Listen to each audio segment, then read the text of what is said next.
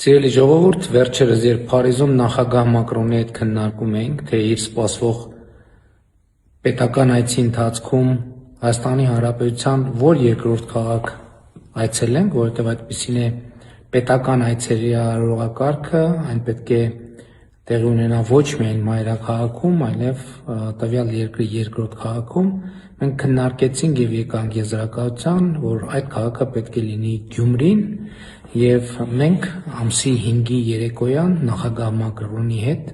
լինելու ենք Գյումրիում, որտեղ Վարդանանց հրապարակում տեղի ունենալու մեծ համերգ հայ եւ ֆրանսիացի աստղերի մասնակցությամբ, եւ ես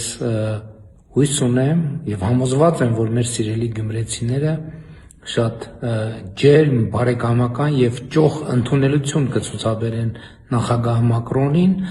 ով այն գործիչներից է, ով իր նախագահության ողջ ընթացքում մշտապես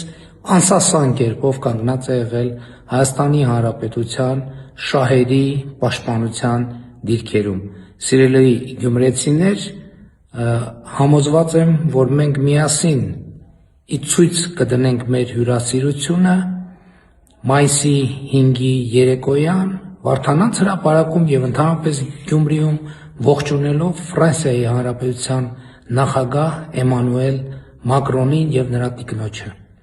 Մինչ հանդիպում։